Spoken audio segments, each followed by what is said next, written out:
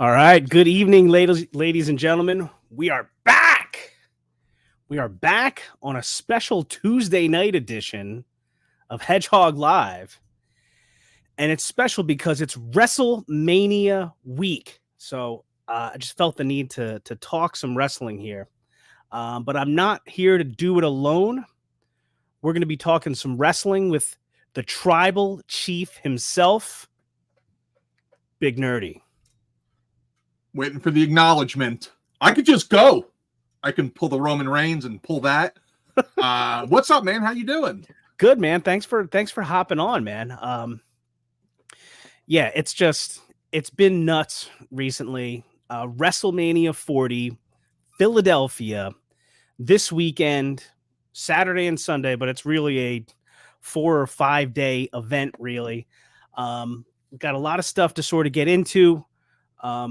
Probably talk about we don't need to talk about the entire card, but we'll hit at least the highlights. But probably makes sense to just jump into it, set the stage a little bit. First and foremost, you are going to WrestleMania, are you not? Section 214 represent. Wait. Oh, and good seats too. So that's both nights, right? Both nights. So are you going to any of like the ancillary events that are sort of like in and around the actual wrestling itself? Yeah, so I'm going to as many as I can. I'm bringing both of my children and my wife, so I'm trying to be cognizant of them burning out. Like, my son won't burn out, but my daughter and my wife at some point are going to be like, I cannot watch this anymore. So we're doing both nights. We're not doing any of the other shows, so SmackDown, Raw, any of that, but we'll be at WWE World probably every freaking day. Because awesome. I don't know how much you've seen of that, but that looks pretty amazing. It looks pretty awesome. So it's kind of interesting. So I'll be in and around Philly for Mania weekend, not actually going to the actual matches, but this is sort of my schedule right now. So on Friday, I'm going with a really good buddy of mine, a guy who I've worked with for many years, and we're really good friends. He got me the in to go to some of this stuff. And Friday, we're going to WrestleCon. Ooh, yeah. And WWE World. So we'll be at WWE World on Friday. All right, you'll see me there. Yeah. And another thing for Friday, WWE World, Pat McAfee is filming the Pat McAfee show live there. And he's going to have Triple H and Cody and who knows what else is going on there. It's going to be glorious. It's going to be... I've never been more excited. Whoa, sorry about that. Can you hear me now? What? Yeah, I can hear you fine. Yep. All right, cool. I turned our live on, which is a couple seconds behind as I'm trying to like do a quick little plug to say, hey, I'm live. Come watch us. So there's some inside baseball for everybody. But that entire WWE world is going to be so cool, man. Like, I'm so pumped. Did you read like everything that's going on there? Yeah, it's wild. So, like I said, I'm going with my buddy who had gotten tickets to this. He's taken his family as well, and he's got some insane package where it's like all 4 days, Raw, SmackDown, and everything. So that's how I sort of weaseled my way into Friday, or he invited me, was because, it's kind of like, can they handle 4 straight days, So he's taking me to WWE World and then SmackDown that night. So he's been telling me some of the things that, because he's been to it before. I guess the MetLife one he went to with his kids. So one thing I'm really excited about is you can like film your own entrance. Yeah. So I don't know how that works, but I've got to try to do that. So from what I understand, they have a stage set up and you basically select what entrance you're doing. So I think that there's a very good chance that I'm just there all day and that the internet is rife with videos as me pulling a Hogan, doing the HBK. Like, I'll do the whole thing.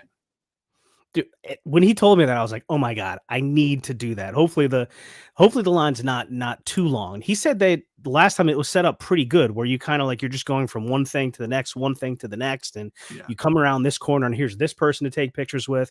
You come around the next corner and here's this person signing autographs, and so that's pretty cool. Question for you, the big difference though is this year Fanatics is doing it. Yeah, it's the first year Fanatics is involved. And So I Fanatics is known to be a complete clown show of everything. well, that seems problematic. It is. Um, did you secure any of like the premium photo autograph ops that you sort of have to reserve and pay for ahead of time? So they're insane. They are Yeah. absolutely insane. So basically, if you and your 2 children wish to go meet LA Knight, you don't know what time of the day he's going to be there. They just say Monday, and it'll be $200 a person. A person. Like, I get that it's a professional photo shoot, but that's insane. I'm not paying that for LA Knight, NO, period. Now, different story. I'm kind of hoping that it might have already happened. I'm hoping that it sells out. Once they announced that Hogan and Taker were there, that changed things. Are they going to do photo ops like that though, Hogan and Taker? They're doing full VIP experiences. So like Man. I believe it is the hell is it? I think Taker's like 300 for an auto, 200 for a photo. They're both really expensive. But it's also like Hogan's never at shows. Taker at Yeah. least gets around some. And I don't know how many years a Hulkster has left in him, brother. So I got to go see him. So like tomorrow, my to-do list consists of going to our storage for the store. And somewhere in my collection, I have my Defining Moments Hulk Hogan figure. If I can find it, that is my sign from the gods that I need to go get that signed. Here's a question. So Undertaker's going to be in town. I'm pretty sure it's sold out already, but he's is. doing his one dead man show, which I've heard is pretty cool. Did you look into that at all? So I really thought when I bought these tickets that Friday, Saturday, Sunday was enough time to experience everything. I didn't realize so much would be going on Wednesday and Thursday. So I looked into it, but then my wife was like bringing up these good points, being a mature adult, like, hey, listen, we have to run the store Friday morning before we leave and things like that. Because we have our employees covering the weekend while we're gone, but Friday they have pesky things like high school. So that kind of ruined it. So now it's like, okay, I guess we're only going to go. So like Friday, I'm going to get up. We're going to bust out any orders we have. And we are going to hit the road. I'm hoping to get there by noon at the latest. Friday's got a pretty good schedule of people there doing autographs. My son just wants to get as many autographs as humanly possible. I think he's going to buy like a program or a poster and just try to get something really cool made out of it. Yeah, I think so. For Friday, who I think the big name, like if you were going to reserve it ahead of time, the big name wrestler that they're going to have there for professional photos or whatever was Seth Rollins. Yes. And my buddy, we logged on. He tried to like, get in the queue and secure a couple of the photo ops. And he said it was sold out like in minutes, like whatever they had allotted was done like that. So let me tell you a couple of little tricks here that I've learned. Reddit has a group called Wrestlemania Plans. Everything you could possibly want to know. People are like sharing things that you never figure out, stuff like that on your own. This is how I've learned everything. Like there's going to be other things that get announced as we get closer, and there already has been. Like Hogan sold out. I guess that's my sign. Oh wait, crap! That was only photo ops. His autographs are still there. Son of a bleep. Rob Zamora says, so the Valentine seats, you're in section 214. Oh, I didn't even notice that. I was trying to figure out what he meant by the Valentine seats. I did 214, baby. John Caruso says, what's up, Big Nerdy? You should come to the Fig Life meetup on Friday if you're in the area. Oh, that could be interesting. So I'm staying, for those of you semi-familiar with the area, I'm staying out where I grew up in Bucks County, Newtown. So I got about, when there's nothing going on at the stadium, you can make it in and out in 40 minutes. I've kind of got it took me a long time. Like when I was young, my dad taught me all the back ways in and out of Veteran Stadium. Yep. And once we switched to the new stadiums, I didn't know shit. So I spent the last month, like at night on Google Maps, like a supervillain, trying to plan escape plans. And I got my plan all figured out. We're going to park in the Navy Hospital. We got this down. Now we do have a 1.5 mile walk after the show, but we shouldn't be stuck in the 4 hours of traffic. Yeah. Well, yeah. Mania leaving Saturday and Sunday. You've got to have some kind of plan. I mean, Yeah. even for Friday, my buddy was trying to, and I'm terrible with like navigation and stuff. Like Me too. I would use Waze to like go upstairs, but there's a plan in place for parking that shouldn't be too bad. And again, this will be Friday, because we're hitting 2 conventions. We're hitting WWE World is the main one, and that's obviously the WWE one, and then WrestleCon, which is not affiliated with any wrestling or organization, and just has all kinds of people there. So, and it's the parking deck or lot it's supposed to be really big, and it's in walking distance to both conventions. So I'm trying to get down there as early as I can on Friday, because I did get a pro photo op with Sting at WrestleCon, and that was like my number one thing. Yeah, that was my number one thing. And I was actually at ToyCon New Jersey 2 weeks ago, and picked up I picked up a Sting figure in box so I can try to get him to sign it. Which one did you get? I got the Jazzwares AEW Luminaries version. Nice. The one with the shiny blue on the outside. So WrestleCon, we are like, I'm so into this planning that literally I have an itinerary set up on Google, on the Notes app that I share with my buddies. And it's like, everything says tentative because I want to make sure that we don't miss anything. So backstory, last time WrestleMania was in Philly was in 99. Me and my best friends, we decided, you know what? Tickets are expensive. They only had like 25,000 because it was at the Wells Fargo Center then. So we decided to watch it from home. Remember it well. We made hot wings. It was a good time. But there were so many cool ancillary events. We saw, so Saturday morning before a Sunday night pay-per-view, we waited in line 6 hours for a free meet and greet with The Rock at a Model Sporting Goods. And it was like, you get to go meet him. And then I get to ask nerdy questions like, are you ready to fight Stone Cold tomorrow? And then we took a little ride down Jabroni Boulevard, also known as Route 1 South. And we headed to a Pep Boys on Cotman Avenue, which was sponsoring a Paul White meet and greet, soon to be known as the Big Show. We met him same day. I know there's going to be things like that. Like they already announced, I'm kind of bummed by this one. Cricket Wireless was like hyping up their big meet and greet. They weren't going to tell you who it was till it got closer.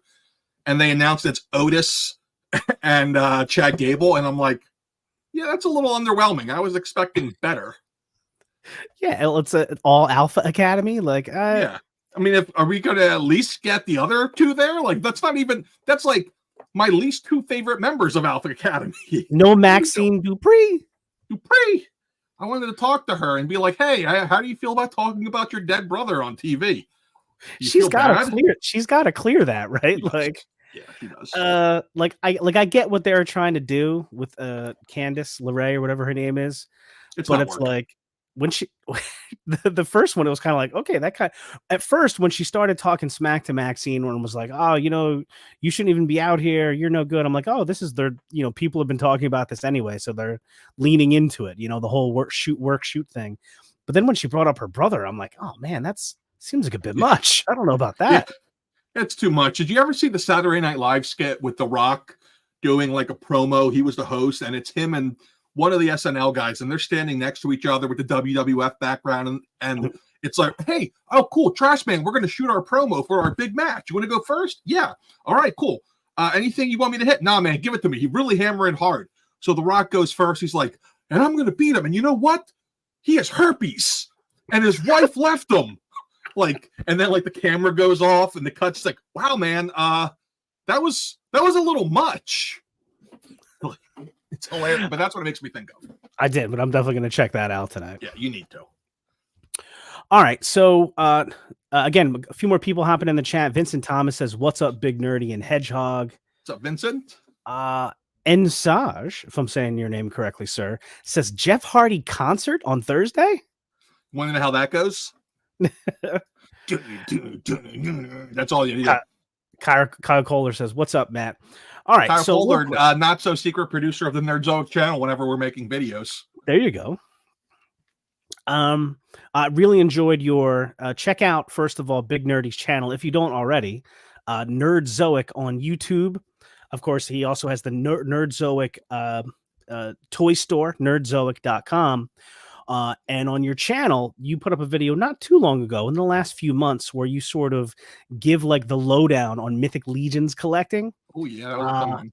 Really good video for anybody out there that is not super familiar with Mythic Legions. It's a great video to check out. Nerdzoic on YouTube. I was fact checked on quite a few things. Turns out the bird molds are not ruined.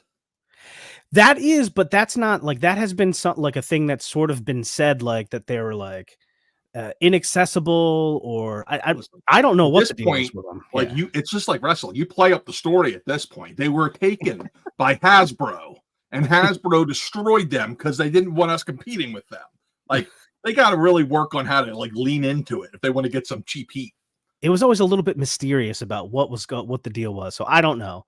All I know is the birds themselves, as saw in the video, very expensive.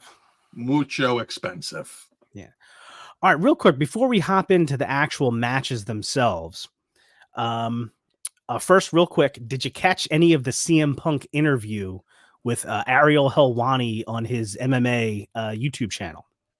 I think I caught all of it. I had to watch it because I'm like lazy. God forbid my attention span watches the entire thing. I caught it in 60-second clips on TikTok that I eventually put together into a narrative. I thought it was incredibly interesting.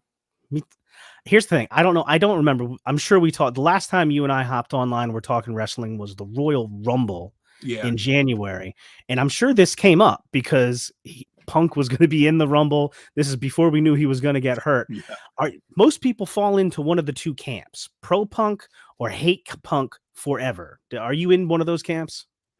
Yeah, so I'm not. I was actually when everything went down with Punk the second time at Wembley, I really was like in the anti-Punk camp. I'm like, man, this guy's clearly a cancer. There's clearly an issue with him. But then as things started to come out, it really looked like the Young Bucks, the Elite, all of them were a bunch of insecure little weasels who did not want him there. Like, it was pretty clear. And if you've ever like gone into a job at a higher level than someone who was pissy about it, you've seen it. And it just seems like now I'm just like, man, they just wanted him gone. They did not want him there. And after hearing all the stuff, that was the other thing. When Tony Khan came out and said, I feared for my life, that immediately moved me into the Punk camp. Not because I like psychopaths, but because there's no way he feared for his life. Like, if he did, he should be like, that's pathetic. Like, you're backstage surrounded by a bunch of men who could very easily protect you if need be, but you fear for your life. I thought that was very weird when he did that. And to sort of set the stage a little bit, I'm a big AEW fan. I love the AEW product. I also like WWE. I don't choose because I don't have to. I'm a CM Punk fan. And when he got fired, was leaving, etc., last year, I stopped watching AEW for a couple months because I was so mad. I was like, oh man, I came back to wrestling and CM Punk was a big reason why I was excited about it. And now he's gone. I've remained a CM Punk fan. I thought WWE handled his re-entry into WWE masterfully. I thought it was amazing. I popped big time in my living room when I was watching Survivor Series. Thought it was incredible. And then I was so sad again when he got hurt and basically got taken out of the main event of WrestleMania. Sort of my take on it is I'm a CM Punk fan. It was clear that he was mentally checked out of AEW, even though he put on some great shows while he was checked out, and wanted to leave, asked for his release. So it's probably better that it happened anyway, because it's just, we never would have gotten that Survivor Series moment if all of that hadn't happened. And now I just hope that he gets to main event again sooner rather than later before something else happens. You know what it was? For someone, you're my age, so you'll appreciate this. CM Punk them letting him go. So first off, they didn't let him go at first. He talked about that. Tony said, "Oh, I can't let you go." Tony, if you've ever been a leader, ever been in management, you got to put out these fires every once in a while. Yeah. Tony wasn't equipped to do that.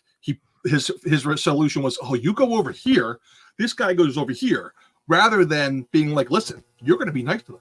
You're going to be nice to this one," and that's how you do it. It really kind of reminds me of the 1997 or 98 when they had a taped Raw and Nitro was like, "Oh, Mick Foley's going to win the belt tonight. What a loser. That'll put butts in seats." And that was like the turning point. I kind of looked at it like that. Like, I was very, very pro AEW. There was a few things I didn't like. I felt like the storytelling was terrible, which I always have there. I felt, and this is where I turn into like, I'm not sure when I became Jim Cornette, but the selling, there's no ring psychology, and they don't sell anything over there. There's a bunch of flippy dips and super kicks. And I started to notice that at some point. Like, at first I was like, man, this is great. But then it was like, well, if it's every match on the card, every show, it's no longer great. You have to save it. Like, look how crazy last week with Cody's blood felt, because we haven't seen blood on a WWE show in a decade at least. And I was really net down on WWE for the longest time. Like, Vince was out of touch since the beginning of forever. Vince was out of touch for 20 years. And whenever the first time he got pushed out, that was when I started rewatching again. Because I'm like, oh my God, fresh take. I had heard and seen what Hunter did on NXT, and I was really excited to see what he could do. And I started watching again, and then Vince came back, and I was just like, here we go again. But when everything went down in January, it was like, wow, he's really gone this time. He's not coming back. And without him, it has been so good. Everything. Just the little touches. The fact that Paul, Triple H, was able to say, I can be a big boy and have a phone call with CM Punk and talk about everything that went down between us and then make some serious money together. Cool. Like, the amount of people online I see, like, there's two camps now. It's like oh, you're supposed to love wrestling for wrestling, even if it's only 20 people. And then there's the other camp, which is where I'm at, is it's a business. The whole point of it is to make money. If you're not putting butts in seats, feeding your own ego, and putting on a great show that people talk about the next day, what are you doing? And that's where I get with Punk. Yeah. I mean, it's like I said, I think both the products are different. I like having different products. I like having different focuses.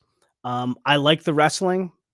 I love the storylines too. I think one without the other just doesn't work. But to your point, for example, AEW brought in Will Ospreay as a full-time wrestler, right? And I love Will Ospreay. I think he's maybe the best wrestler I've ever seen. The only thing, and I texted this to my buddies the other day. He's on AEW. He's main eventing AEW Dynamite tomorrow night, and this will be his third or fourth match since they brought him in full time starting in February. And it's like, listen, you can't. Like, I understand you want to get him out there a couple of times and be like, look, we've got a Will Ospreay, but you can't have him out there every week because the crazy stuff he does, if you've seen it 6 times in 2 months, even the cool world is going to get old.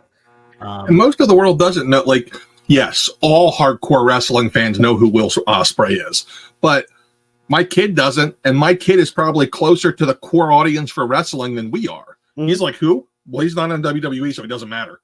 Yeah. That's just kind of how it is. Unfortunately, I think that AEW for too long was doing the TNA thing where they just, oh, you're fired by WWE? Welcome. You were a mid-carder there, but you're a main eventer here. They just do so many stupid things, and they've done it over and over where it's like, sign major main eventer, bring them in, looks awesome, gonna be great. Give them mid-card title, forget about them. Drives me nuts. Yeah, the AEW roster is way, way too big. At this point, the big three they brought in this year, Will Ospreay, Sasha Banks, and Kazuchika Okada. At this point now, it's like, all right, put these players in motion. You don't need anybody else right now. You don't have room for anybody else. So just keep it going. But all right, didn't come here to talk AEW all night. I could talk all of it all night. But we've got some serious stuff to get into. And I guess we can talk about the storylines and the lead up as we're sort of like going through this here. So first up, no particular order. I just pulled out some of the bigger matches here. I didn't pull out everything. First of all, this one is kind of intriguing to me. For the U.S. title, we've got a three-way, right? The defending champion, Logan Paul, KO, Kevin Owens, and Randy Orton. I'll start off by saying I am not a big fan of the three-way, fatal four-way for a title. Even in the context of the wrestling fiction, to me, if you're going to win the championship, you should beat the champion somehow, But putting that aside, this is the match that they've sort of set up. Logan Paul, shock of all shocks, for a guy that just came to wrestling recently, has way better than he has any right to be. Randy Orton's one of the greatest of all time, the Viper. I freaking love him. I think he's amazing right now. Kevin Owens, him and Logan Paul have had a good feud going now for a couple of months. Do you think we see a title change here? Because I kind of think we don't. Nah, I'd be shocked if we saw a title change here. There's too many other matches that have a better chance of a title change. And, take a look around. Obviously, I just talked about Hunter and his storytelling. The guy doesn't like changing titles too much. We have, 1,000 days for Roman Reigns, 700 for Gunther. The Usos just finished a 1,000-day tag title run. Rhea's been champion for a year. They don't like changing titles. And the fact that people are looking at this card thinking that 3/4 of the titles are going to change hands means probably, at best, 2 belts change hands. I said belt. Sorry, Vince. He hates that. Maybe 3. But this one, I'd say 0 chance. Yeah, you know what? I actually, at one point, I'm like, wait a minute. I was starting to think that every title might change hands except the Intercontinental Belt. And in recent days, I'm kind of thinking about it more, and I'm like sort of coming off that. I don't know what's going to, how they're going to pull it off in this match, but I just can't see them taking the title off Logan Paul. He's too hot right now. He appeals to this broad, younger base that the other guys won't appeal to.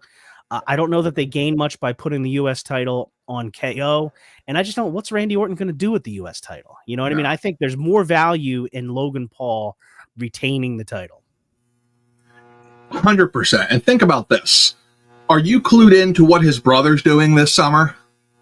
Oh, that's the Mike Tyson match? Yeah. And where's that going to take place? I actually don't know. Where is it taking place? Netflix, where WWE Raw is going in January. So they are going to ride the cross-promotion wave on this, is my opinion.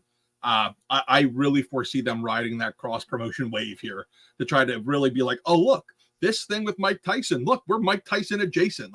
He's 60 years old, but he's still Mike Tyson. I just don't see it happening. I don't see him losing. I agree, and I wonder what the line on this match is. I was going to ask if you wanted me to tell you, because I got them all pulled up for us. Yeah, what do you got on this one? So for those watching who might not know lines, I'm going to give you a 10-second explanation. If the number is positive, that person's the favorite. The higher the number, the more of a favorite they are. Negative is the opposite. So with this match, Logan Paul is the favorite to win at minus 450. What that means is if you placed a $450 bet, you'd win $100. So that's a pretty heavy favorite. Meanwhile, Kevin Owens is second at plus 400. So for that, what that translates to is you place a $100 bet, you'd win $400. So Logan Paul's, he's not a heavy favorite in wrestling terms, but he's a pretty heavy favorite to win this. Yeah, and I think that at least tells the tale that, the fact that you've got 3 guys involved too probably affects that. And, somewhere on the card, there's going to be one of these matches is going to be a surprise somehow, some way. So that's why one thing people do is you pick a long shot on a wrestling card and always pick one of the long shots. So this ain't my long shot.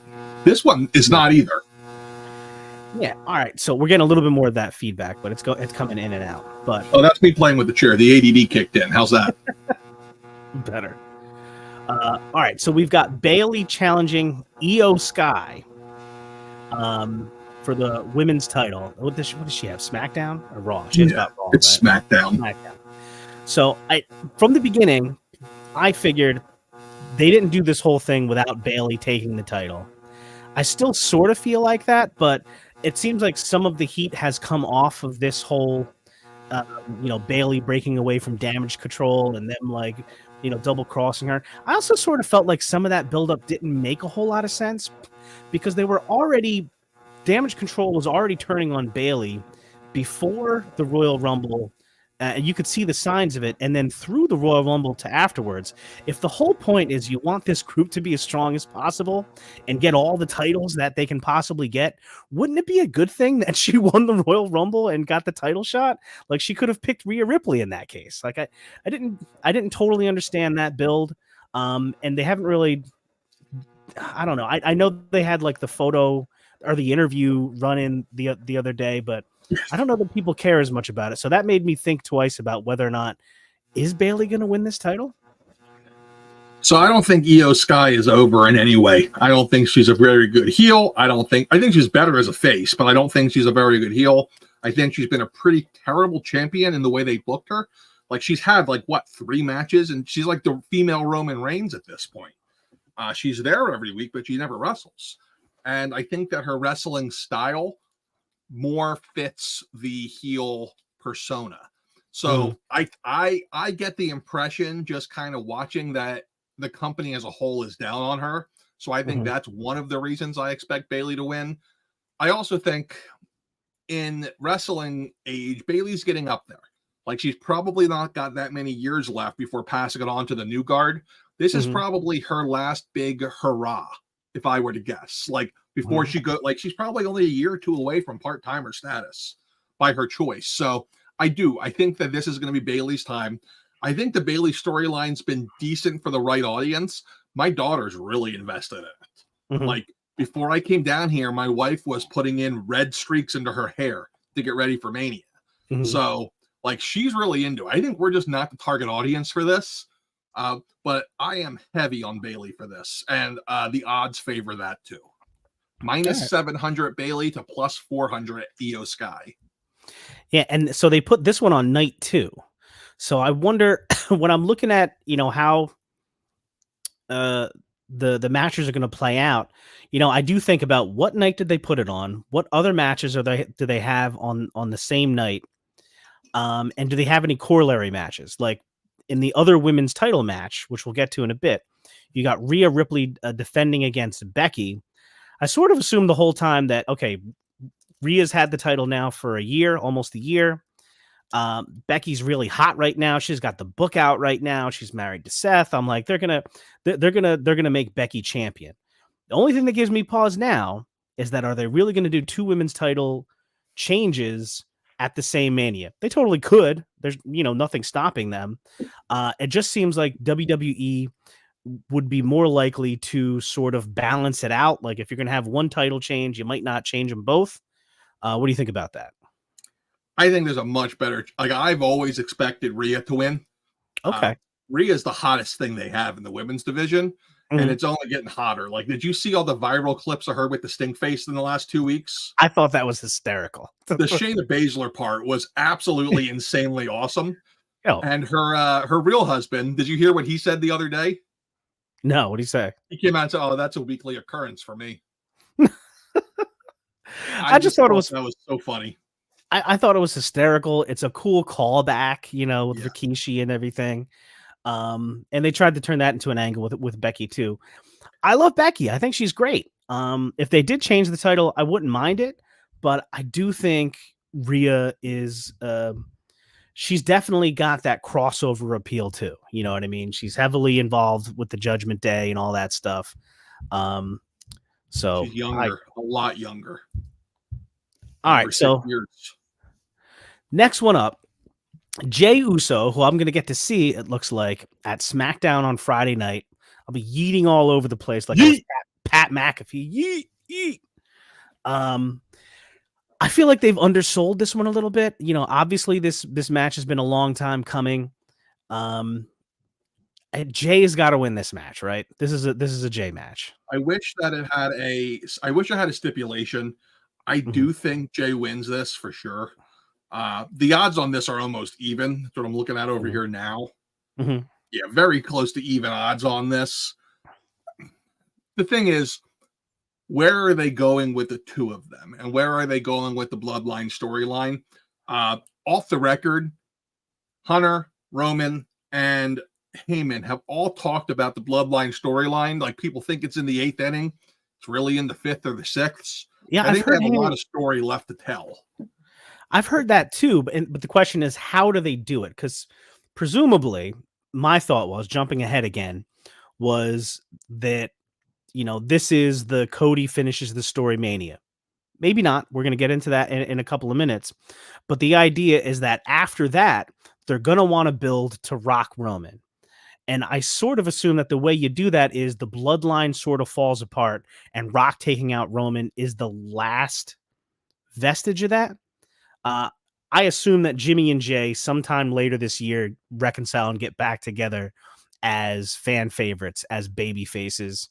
So I thought that it made sense for Jay to win this match. The only thing I would say to the other way here is that if they're going to want to build this up as Bloodline can't possibly be beat this weekend, do you have Jay actually win the match? I mean, excuse me. Do you have Jimmy actually win the match to continue to build that? You know, they ended Raw last night with, you know, the Bloodline on top. Roman and Rock each had the belt, like, you know, the Bloodline standing tall.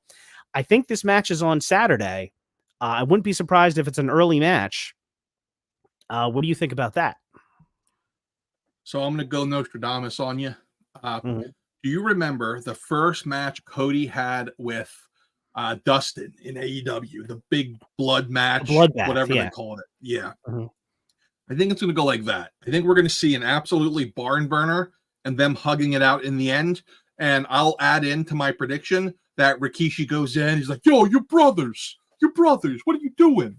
I think that they kind of fight it out and then like ride off in different directions, only to meet again in the future, a year, 2 years down the line. I think that it's just going to, I think they've talked openly that their dream has been to do a match with each other at Mania. So I think they're going to attempt to steal the show with everything they can. And I think they have a shot at it, really.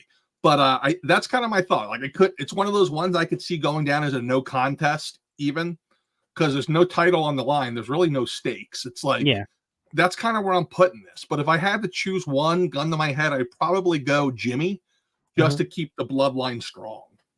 That does sort of make more. I mean, Jay's going to get a big pop from the audience no matter what. Yeet. And then you got Jimmy with the no yeet. And Jay is better than Jimmy too. I think he's just a better wrestler. I think. The more I think about it, I do think it makes more sense for Jimmy to win, or for it to be a no finish. It's Mania though; you should have a finish, because you want the bloodline to be as strong as possible for that main event. Spoiler alert! I think the bloodline wins the tag match at the end of the night. You and the rest of the world. Now, Jay as the older brother, or Jimmy as the older brother, he is, I believe it's 90 seconds older. So I don't know if that comes into impact, the old age of Jimmy. It's like, man, I can't keep up with the young buck anymore. That's what they should do. That'd be funny. Speaking of which, though, you mentioned Rikishi playing a part. I would love to see Rikishi play a part in it. The problem is, do they bring Rikishi in?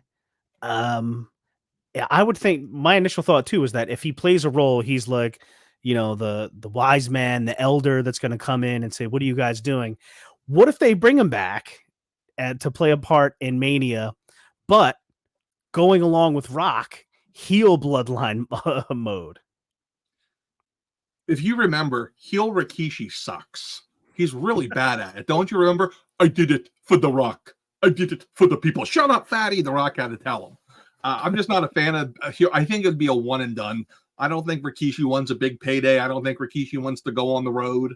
I think it's my boys are wrestling, biggest night of their lives, one and done. Do the hug it out, and then that's it.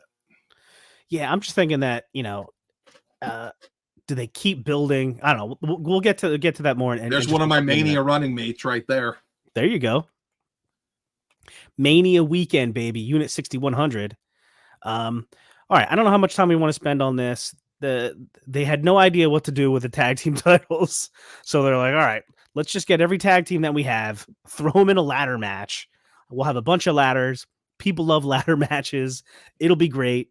I think that the tag scene in WWE has been kind of a mess. I think. And it sure seems like they're going to separate the titles because they made it very clear that both sets of titles, the Raw and SmackDown titles, are going to be hung up over the ring. And the idea is that, the match is over when both sets of titles have been taken down. I'm assuming that means they're going to split them up again for some reason. So I haven't heard them say that. And if they did, I'm sad because my prediction is that R-Truth gets the Raw titles and thinks he won the match and that they're their new undisputed tag champions and leaves only for the match to continue. Like, that's my prediction. And then I would imagine it's probably going to be probably the what the hell do they call themselves? The New Cash Republic. I can see them taking it for SmackDown, God, so which I hate them. I know. Like, I would much rather have seen like the Creeds win one of them and go. Like, I'm a huge fan of the Creeds right now. Like, I love watching them wrestle. Yeah. In a ladder match, those guys would be amazing. There is a very, I'll put the odds at 10% that we see either another team added to this, 2 more teams added to this. I think the odds are, 10, 20% that we see a Legends team added. Yeah, I thought from Fightful or somebody that there was I don't know if it was Meltzer, Fightful, somebody. I think it was Fightful. That there was a report where there was another like listing or whatever where they had somebody was replaced. I can't believe I can't remember who it was now. It wasn't the Creeds, but there was another team that came in and substituted in for someone. At least there was like I don't know what it was, if it was a listing or whatever. Mark Silver in the chat, I think he has what I'm thinking as the best odds here. Yeah, I think that's the one. That's not who. That's my buddy actually, who I'm going to WWE World. Nice. That's who I'll meet you on Friday, Mark. But that's my my long-term, my like super low chance prediction is that we hear the missile drop, and if we don't hear that, we get the dun dun dun the Hardys. That's my best Hardy voice. Oh God, I would love it. Mark would love it too. Would love the Hardys, but I think Jeff is still hurt, and Matt. Hey, he can do a concert. Why not? That's true. Yeah. When was the last time the Dudley Boys showed up? It's been a while. Devon's been.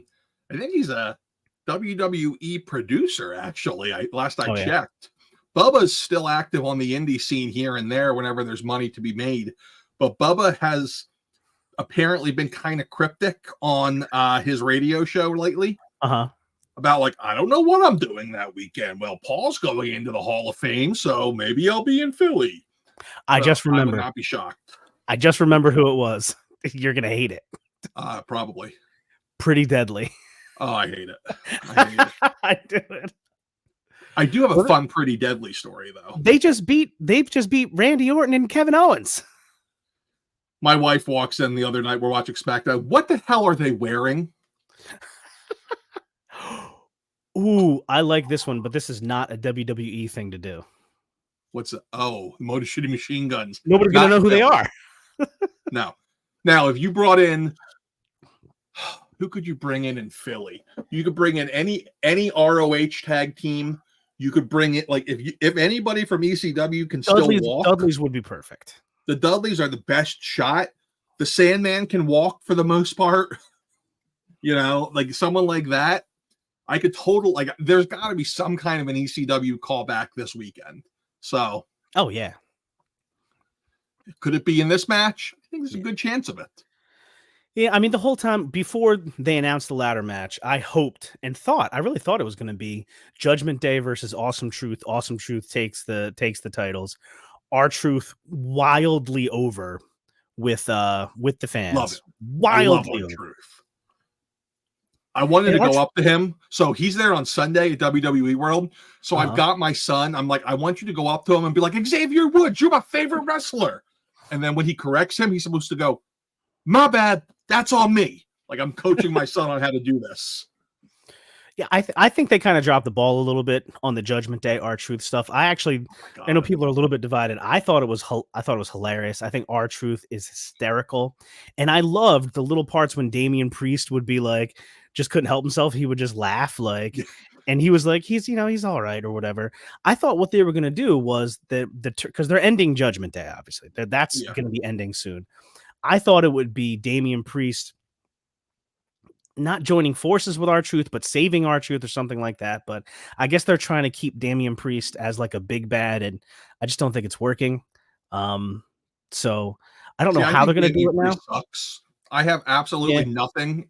I hate him just because I don't know what it is about him that rubs me the wrong way.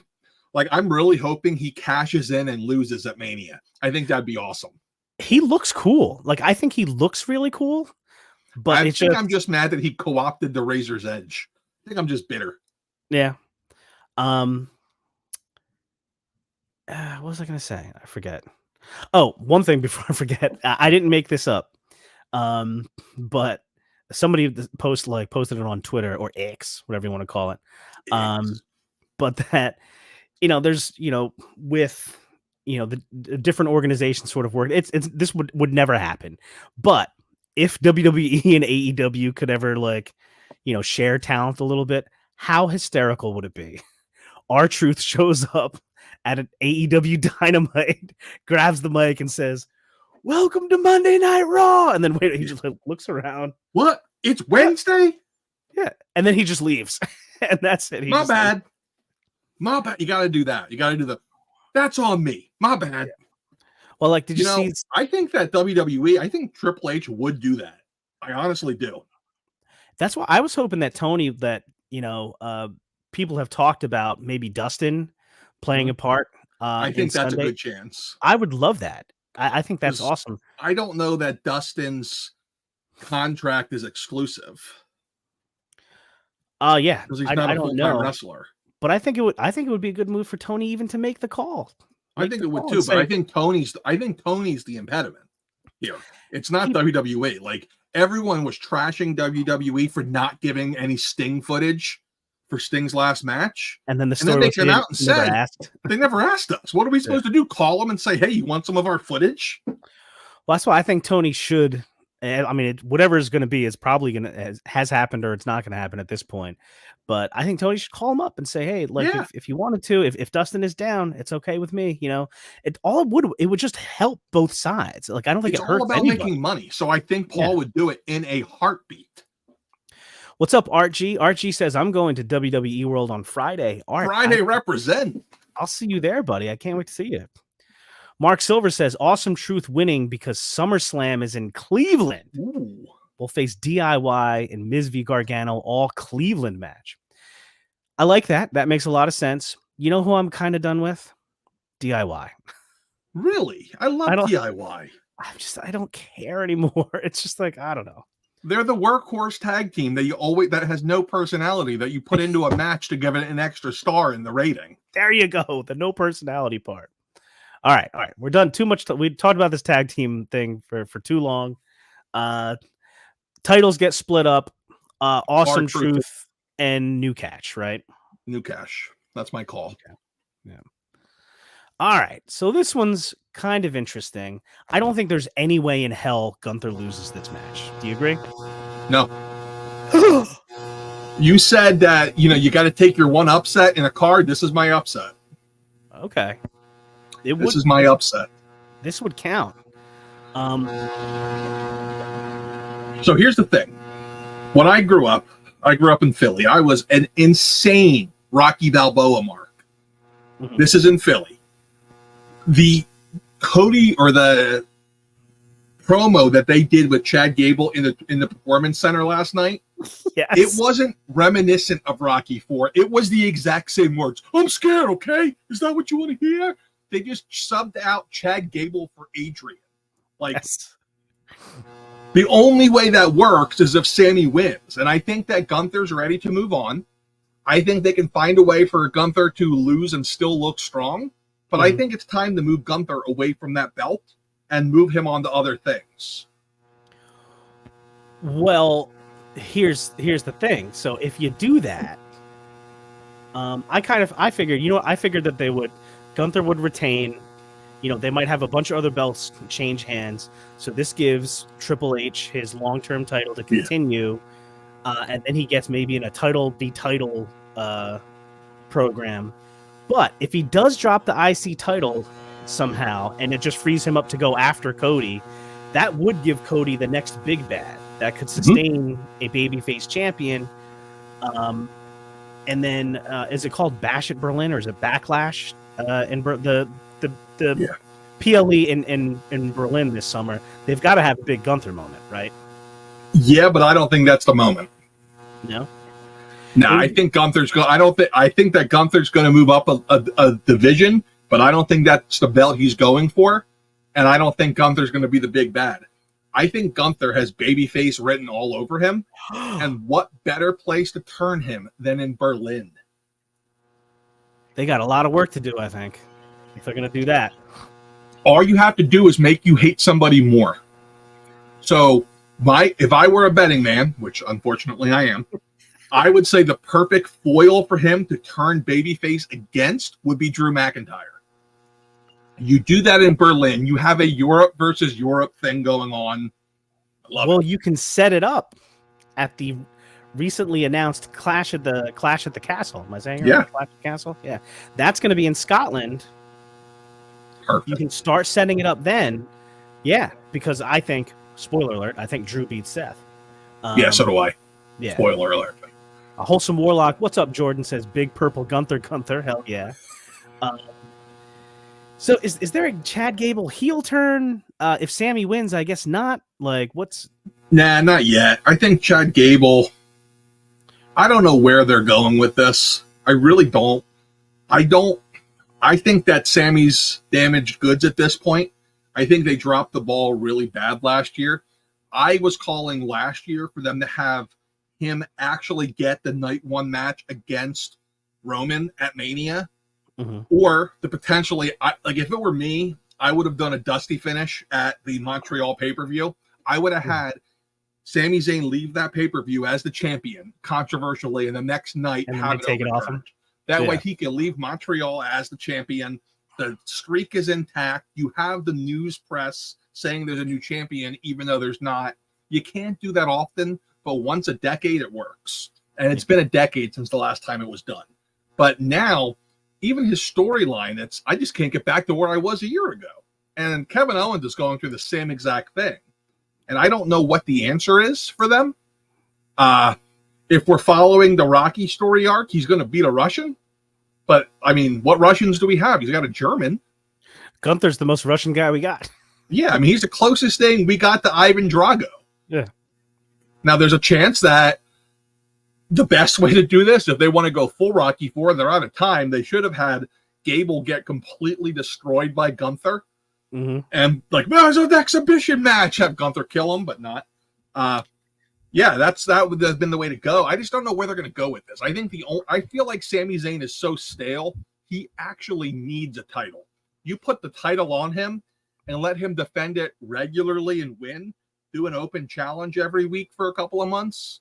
Have him fight the Ricochets of the world. I think you build him back up to where he needs to be. Because there was a time that he was... Last year, the conversation was, is Cody the right guy for Mania? Should this be Sami Zayn? A year later, it's like, is Sami Zayn going to wrestle at WrestleMania? Yeah, because he was just for the last few months, he was just kind of floating around. And that was by design, apparently. Yeah. So, I don't know. I'm still going to say this is Gunther retaining, but if Sammy does win, it would be a nice surprise. Okay. All right, Rhea Becky, we talked about this a little bit already.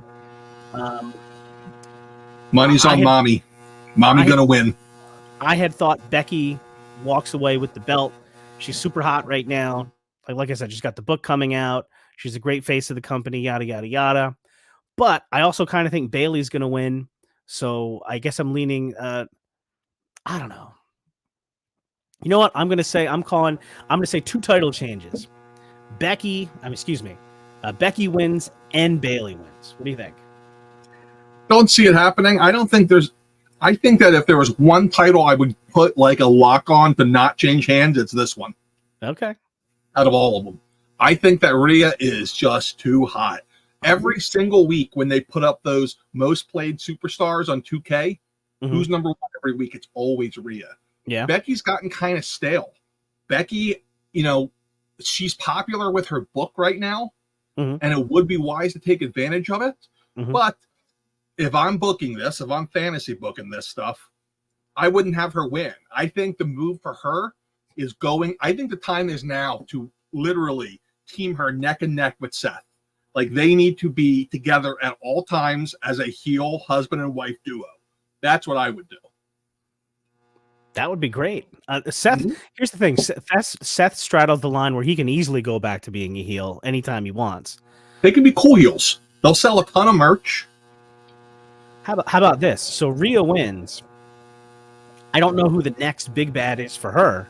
They could continue Rhea Becky into the summer. Yeah, definitely. How they do this finish. Van Johnson says, I challenge Hedgehog to a grape jello wrestling match. We'll see. We call that a tease in the business. That's going to be an interesting. That's going to be interesting. I don't know who's going to. I can't pick that one. But hey, I just want to say, Paul, Mr. Levesque, whatever you like to go by. If you're watching this, I'm available to do freelance writing. There you go. You could pay me in KFC or Popeyes. I'm fine with either. Yeah, it's funny when they have Fightful puts out for Fightful Select after like the events. Have you seen this where they'll put out like who booked each match, because they get the info on like who booked each match. Like the Judgment Day match last night. Yeah. That was Judgment Day that booked it. But then it's funny, you see some of the older guys like Michael P.S. Hayes is still involved. Do. Yep. All right, so that's it. I'm calling Becky. Big nerd. Calling Rhea. We should have been writing this down. I think we're both on the same block on this one. Yeah. I think Drew's winning this title. If there was a lock for a belt to change hands, I think it's this one. Yeah. Drew has not resurrected, but over the last might as well have. He went from just himself just kind of floating around. It was kind of like whatever. I mean, wasn't it 2 months ago? Like he challenged, or maybe it might have been longer than that. I'm bad with time too. Challenged Seth on Monday Night Raw, lost. Seth beat him. The CM Punk injury has been the best thing that ever happened to Drew McIntyre. Greatest. The only thing I can say about Drew is that I'm getting a little Drew fatigue because it's every week, but so much of it is good. It's so much is good. The promo with him and Seth and CM Punk last week was one of the best segments I've seen in a long time. Because it felt real. Because I think there's, the idea is that Drew and Seth really don't like this guy, like CM Punk.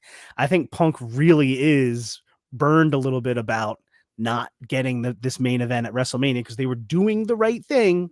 They bring Punk in, have the big entry, and then they were putting him right in the main event, like before anything can go wrong, except something went wrong. Well, he's CM Punk. That's the one thing you can say. The guy's made a paper, apparently. I'm hoping he proves me wrong, but I'll tell you right now, main event night one next year is Drew versus CM Punk, and they're going to start that build the Monday after Mania. Somebody who's in the chat was thinking they're going to do it. That was thinking they would just do it this summer. Nah, they're going to hold that one. That's a big one. Man, they're going to wrap CM Punk in bubble wrap. Yeah, he's going to have personal security. Like, hey, get away from his elbow. I think he's back by SummerSlam. I think Punk is back wrestling by SummerSlam. But they're going to do to him what they did to Cody this year. They're going to keep him artificially away from that title, and then we're going to get there, and it's going to be awesome next year.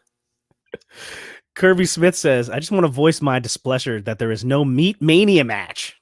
I've got the logo ready to go on my TeePublic. All the money would go towards funding his Legion's Con.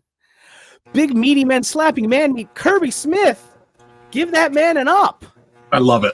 Clearly an ups and downs Simon Miller fan. Speaking of which, I don't know if you're familiar with these guys, but my favorite wrestling podcast / YouTube show is the What Culture Wrestling one. Wrestle Culture, What Culture Wrestling. These guys from the UK. Watch and listen to them almost every day. They're flying over for Mania and doing a live show on Sunday. I've got tickets for it. My son and I are going to that in Philly on Sunday, so that's another event we're sort of going to. Interesting. I'll have to look into that.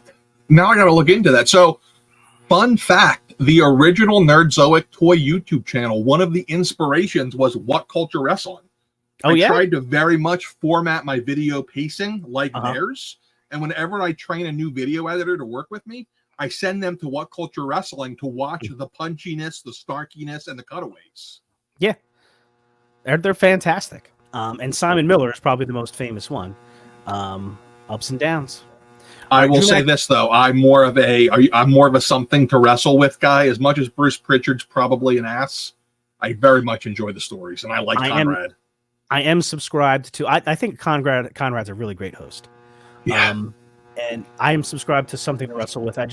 That's the one that always kind of gets pushed down a little bit as far as one, because there's not time to listen to everything.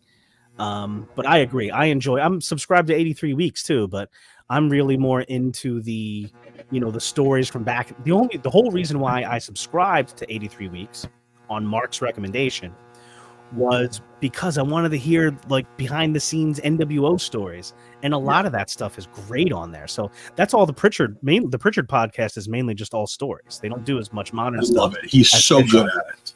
Yeah. He is so good at it. I do like the Bischoff Tony Khan feud though. That's pretty fun. It is, because Bischoff, like, it's the funniest thing. He's like, I don't have anything, personally against AEW. And the venom when he talks, he fucking hates Tony Khan. Because he's looking in the mirror. Tony Khan is like Eric Bischoff 2.0. Eventually, Tony Khan's dad's going to be like, hey, stop losing my money. Tony Khan goes after him too. And I'm like, but why? Who cares? Just leave him alone. Tony Khan's a petulant child. Tony Khan says things that it's like I would say if I didn't have restraint. Stop ducking me. Listen, Van Johnson, I got to tell you something, man. Not only did Hedgehog tell me off the air that you were a punk and he could take you any night, he said that he'd do it with his hand tied behind his back. I don't recall saying that last part. You said that last part. I had offered to be the special guest referee. You offered me money to help you.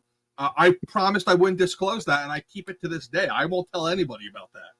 That's not going to work for me, brother. All right, Hogan. Brother, it don't work for me. I'm going home. That's not gonna work for I me, like brother. the Terry Funk, though. Oh, my horse is sick. Vince, my horse is sick. Spoiler alert, night one WrestleMania, I got my Terry Funk RIP shirt. There was a period in my young life when I hated Terry Funk more than anybody else. Really? It was right after, and then I grew to love him because he's amazing. It was right after the Ric Flair, Ricky Steamboat trilogy. Oh, yeah. 3 of the greatest matches ever. And then the third one, Flair beat Steamboat for the title, Wrestle War 89. And right after it, Terry Funk was like a guest. Like, if there was going to be a draw, they had guest referees, and he was one of them. And he wasn't even in NWA at the time, right? And then he goes in, beats the crap out of Ric Flair, and then they start a really great program between the two. But I was so mad that he attacked my boy, Ric Flair, after his big moment. At the time I was 12, so it didn't totally. I didn't appreciate the fact that Ric Flair would have a billion moments, and that this was totally planned and it was going to be awesome. Terry Funk, my introduction to him was actually ECW, because I was always a Northern Wrestling guy, and seeing him and then watching the documentary they did in '97, something about the mat, beyond the mat, and seeing him like with his daughter having to get a new knee, I fell in love with him. Actually, Mick Foley had a great story he told about him this past year when he passed, and they were wrestling in Corpus Christi, Texas, and Terry said to Mick, just kind of in passing, last time I was here, a fan tried to stab me. He got me a little here. And Mick goes, oh my God, Terry, did you press charges? And they were walking, and Terry Funk stops, pauses, turns around and says, now, Cactus, why would I do that? That's the greatest compliment a fan can give a wrestler. That's my favorite Cactus or my Terry Funk story. Like, the man was just so old school. That's real heat. Well, him and Foley, I mean, probably responsible for a lot of these, but one of the most famous visuals in wrestling history, one of the coolest, it was those two at the ECW arena with the chair thing. When everybody starts throwing the moment when the whole place starts throwing, and there's the ring is filled with chairs. There's chairs flying in. They're on the house mic saying, please stop throwing chairs. That his match with Sabu at Born to Be Wired was one of listen, everyone can love Darby Allin as much as they want, but jumping off of high things is not the same as being wrapped in barbed wire to the point where they have to cut you out after the match. There's a really great retrospective of ECW on Cultaholic Wrestling on YouTube. Okay. And it's long. It's like 3 hours long, but it takes from the beginning of ECW, from 1991 right through its finish. It's a pretty good retrospective of the whole thing. And that came on one time. And that match where they were talking, Sabu has to get fixed up during that match. Take his bicep. Yeah. And him and Funk still ended up wrapped in barbed wire by the end so bad. They had to finish it. It wasn't even, they didn't do the planned finish because they couldn't go on anymore. It was absolutely brutal. And it's funny how I've aged. In the 90s, there's videos out there of me doing backyard wrestling and taking some really stupid bumps off of roofs. I watched that Mick Foley video and I was like, I can do that flat back bump. And I was doing it. And I feel it today. But now I watch this and I'm just like, why does Jon Moxley have chopsticks sticking out of his forehead? That's too far. I just don't get it as much. Mark Silver, Phillies correspondent, says we interrupted this WWE broadcast to announce that Bryce Harper has hit 3 home runs today. Thank God, because he hasn't done anything in the young season yet. So I've watched every single game up until tonight, Hedgehog. You got me tonight instead of the Phillies, and this is what happens. Well, you know what that means. The rest of the year. This is our year. 157 to go. Liv Morgan is there. Also, I understood that Kofi Kingston was in the announcing booth, the commentary booth for the Phillies game as well. Oh, that's awesome. I can only imagine the Kofi Kingston, John Kruk interactions. That would be just amazing. John Kruk just being like, I only have one testicle. And just Kofi just looking at him. John Kruk and anybody. John Kruk and R-Truth. R-Truth and anybody. Could you put those two together? He'd be in there with John Kruk and he'd be like, Pete Rose, I thought you were banned. It's great to see you. So much good material. All right, so here we go. Killers in the Jungle, Roman Reigns and The Rock against Cody. Easiest match of the weekend. Easiest match to pick. Yeah, Bloodline wins, no question about it. They get laid out. There's going to be blood. They're going to get laid out. They're going to start plugging on the broadcast whether Cody and Seth are going to even make it tonight too. But does Seth take the pin? I think it's more interesting if Cody takes the pin. Cody will take the pin from Roman. I think that makes perfect sense. And Cody took a pin not too long ago. Mm-hmm. To Drew. So yeah, I think Cody takes the pin. I think this is going to be so fun. I think this is going to be a blast. It's going to be wild. I envy everybody who's going to be in the stadium that night when you're going to get a Roman Reigns entry, a Cody entry, a Seth entry, and a freaking heel Rock entry in the same match. The question is, do they save the special entrances for night 2? That it would be dumb. If they do that, that's dumb. Do it twice. I say do the Rock special entrance on night 1. Give him the 15-minute elaborate final boss entrance. He can fight Bowser on the way down. Well, that's the thing. Does Rock even get an entrance night 2? No, he doesn't. So he's got to get the night 1 entrance. I think I would give Roman his own entrance both. He's obviously getting it night 2. Yeah. But I think don't waste it. Milk that moment. Let the crowd have. The entrances are some of the best things in the world. So here we go. Before we get to that, I got to say real quick, if I'm booking this, the entrance for night 1, Cody, he's coming down the Common Man, American Dream style, yellow polka dots and all. Just night 1. Yeah, because then, man, you got to have Dustin there night 2. You got it. The more I think about it, you got to. Yeah, I think this is going to be a fun match. It's going to be insane. Bloodline shenanigans. They come away with it. I agree. Cody takes the pin. Roman gets the pin. Does it matter? Do you think did they do anything? Is Seth hurt after this? Kayfabe hurt, and that plays into him dropping the belt to Drew the next day. It's possible. I think he might be legit hurt. Like, I think his knee might be worse than we know. I would not be shocked if he took some time off after Mania. Yeah. So I don't think they'll I don't think they'll do that because that will make Drew look weak. In fact, I wouldn't be shocked to see a Drew. Like, how cool would it be if Drew McIntyre? No, how cool would it be if he came in on night 1 to help Seth, just to say later, I don't want you to have any excuse when I pin you. You don't get to say you were hurt. That'd be cool. Yeah. Yeah, but we're aligned on this one.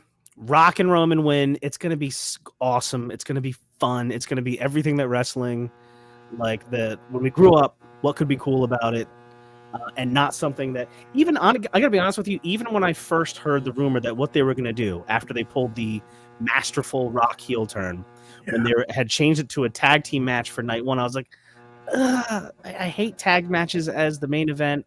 But now that we're so close to it and everything they've done with Rock up until now, and the new entrance, which seems to get cooler every single time that he comes out now, and it's every week. Now I'm so pumped about this. He almost had my son in tears today.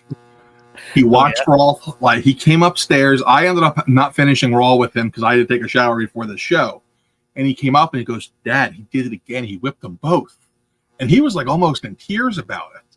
My daughter watched the replay of last Monday. She goes, "I do not like him." Like, they're really hating The Rock right now. His heat is there. My daughter was the little girl crying in the TikTok video. Kirby, yeah. Priest does have the Money in the Bank. I don't think they're going to do it this weekend. Maybe on Raw. But I agree. I kind of feel like he might try to cash in, and this would be the guy that loses. Yeah, I would love to see him cash in on Drew McIntyre and have Drew McIntyre, after a match, still wreck him and still win. But all right, let's get to the big show here. What? Big Show? He's in AEW now. Oh, my bad. Main event of all main events, Cody Roman, a year after everyone thought Cody was going to finish the story last year. Roman wins after Sikoa shenanigans. They're going to do it again. They tried to screw it up. The fans wouldn't let them. So then... who wouldn't let them? Who, Jonathan? The who? The Cody... The Cody Crybabies. The Cody Crybabies came in and they wouldn't let The Rock have his night. I tell you what, man. When they tried to screw it up, I'm like, how could they screw this up? I'm like, it's right there for you. Everybody wants it. And I thought at the time, I'm like, what they're going to do is they're going to ignore this "we want Cody" stuff. And they're going to do what they want to do. Because they're if Vince was there, that's what they would have done. Yeah. And they didn't. In Vegas, when he came out and did the heel turn, I'm like, I never saw this coming. Meltzer said it all along. I will say that, like, Fightful, who usually gets everything dead on, they had said they'll probably change pace after seeing the crowd reaction. But Meltzer from day one was like, oh no, this is planned from the beginning. The Rock loves being a heel. This is what he does. He wants to be the new Mr. McMahon. And he's done that. I'll give him that.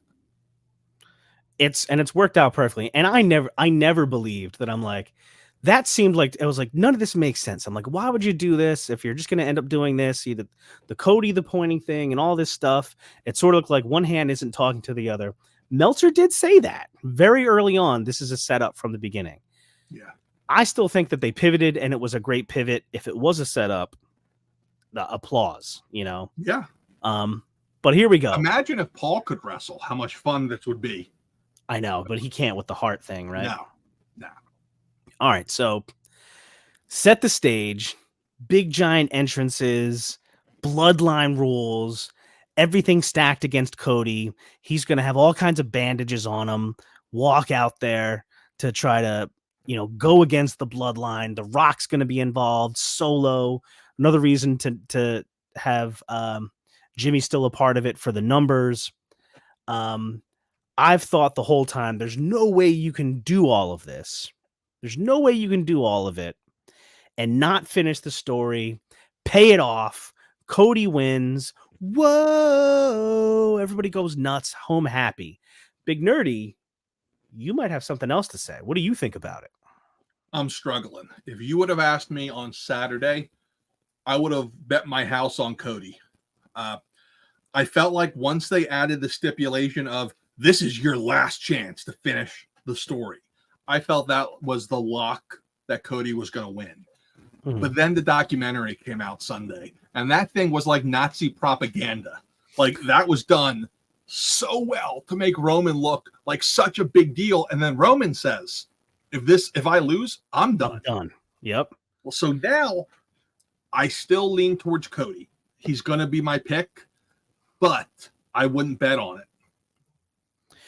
So I think, first of all, Cody last chance at the title, even if he wins it, and Roman being done forever if he loses.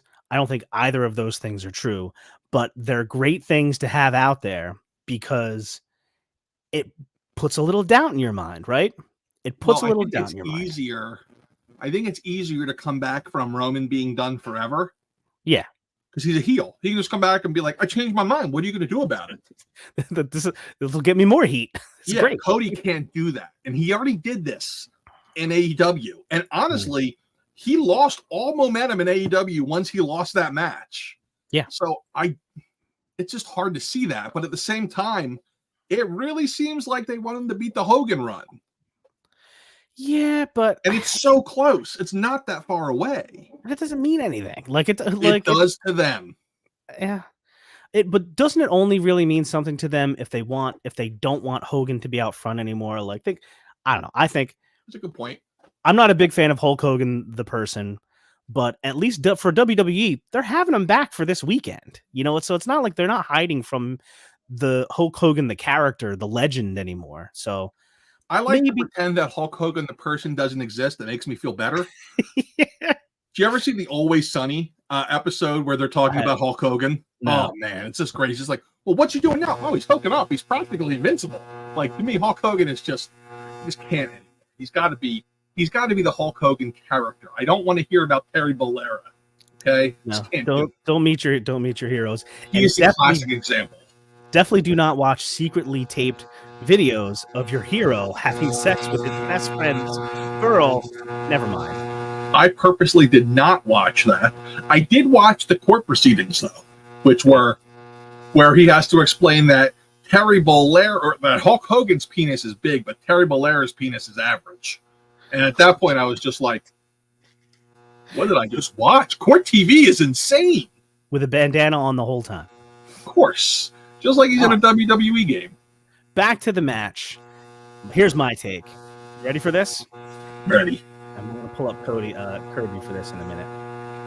I think we're going to have the same take. Big entrances. Bloodline rules. It goes on for 40 minutes. Cody starts taking a whooping. His boys come out. Seth, Jay, all his guys, Sammy probably, but the Bloodline has the upper hand. So much, though, that the Bloodline's beating down everyone again. Bodies littered on the outside of the ring. Somehow we end up on the inside. Rock and Roman double teaming Cody.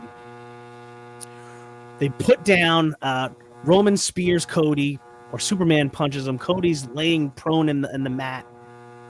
Rock goes off the rope to give him the people's elbow, and then all of a sudden,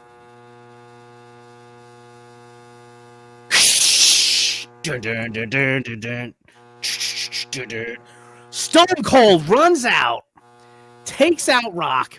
Everybody's like, what's going on? Everybody starts flipping out. Cody comes back, hits Roman with a Cody cutter. 1, 2, 3. Whoa. New champion. Cody finishes the story. Dustin Rhodes is there for some reason. Holding him on his shoulders. Yes. Mama Rhodes crying tears of joy because her son just won the title. Brandy's there. That's it. That's my big ending. What do you think? Close. It's very close. Here's my big ending. They have the grandiose entrances. They go about I don't know, 15, 20 minutes, one-on-one. Cody has the upper hand. In comes the bloodline, followed by, here comes Cody's crew. Cody's crew is outnumbered. They're clearly getting their butts kicked. It looks like Roman's about to win, but you don't hear the glass break. You hear the do. You hear the John Cena. He comes out to neutralize The Rock, and The Rock kicks his ass. Cody, they end up double teaming Cena, and it's like, oh my God, Cena was the last hope. And then Roman hits the Superman punch. Roman lines him up for the spear. It's about to be done, and then the glass breaks. Just when everyone thinks, wow, the big surprise was Cena, and it's not going to be enough. Then the glass breaks. He comes out. He does his thing. He takes out all of the bloodline. He takes out The Rock and chases him out into the crowd, hopefully into Section 214. Finally, we're left at last, just one-on-one, Roman and Cody. They both make it to their feet at the same time. They start trading blows. Cody finally turns him over, hits the crossroads. It's not enough. Pulls him back up, goes for it again. Roman reverses it, goes for the spear. Cody leapfrogs the spear, turns him around, and he hits 1, 2, 3 crossroads in a row, ends with a bionic elbow, pins him, night's over, fireworks over Center City.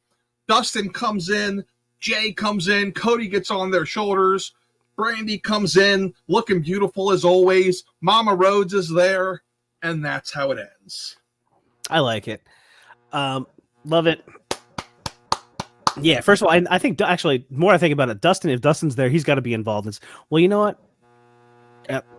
If they're going to share, maybe he doesn't get involved in the fight, but he's there somehow. Mm-hmm. But yeah, I do think, that tractor trailer from last week, that's almost too much. Almost too much. They got a million other Mania trucks, perfectly framed, perfectly lit. Like, they never do anything by accident. So if Stone Cold is there, Cena's going to be there too. And I can't imagine that they're not involved in the match somehow, as opposed to just being involved in Mania, because why else would you do that, right?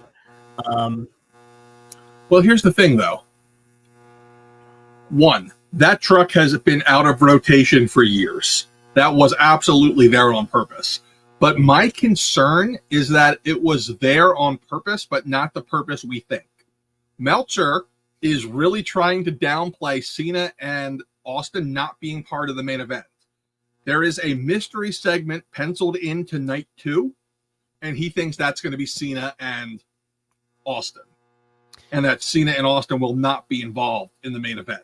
And frankly, if you bring either of them out early in the show, then forget it. It's not as fun having them come in for the main event. No, but I think that would be a huge mistake, and here's why. So do I. If you show the people Stone Cold and Cena, and they know they're there, that's going to make it even worse if they don't participate. If they're going to be a part of Mania, but not play a role in the main event, don't show them on the truck during the whole Rock Cody thing. Just have them be there and do something. Like, I agree, but it's almost like kind of like how they didn't have the foresight to put Cody and Roman to begin with, and they wanted to go Rock Roman. Mm-hmm. I'm worried that it's a case of that, and it's too late to pivot. That's my biggest concern. It might be. If they can physically do it, and I know Cena can, just having him out there throwing some kayfabe punches and stuff wouldn't be Austin that hard. Can too. Austin's been he's been posting freaking gym selfies between his Instagram reels in the gym and his Instagram reels drinking beers and his Instagram reels with Pancho the cat. Yeah, I watch a lot of Steve Austin, but yeah, he's been doing a lot of it. So just figure out a way so he doesn't have to run the whole way.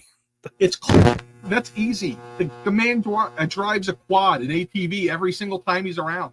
There you go. And even when every single time he's interfered, go watch him. Mick Foley versus The Rock. The Rock versus Triple H. He never runs.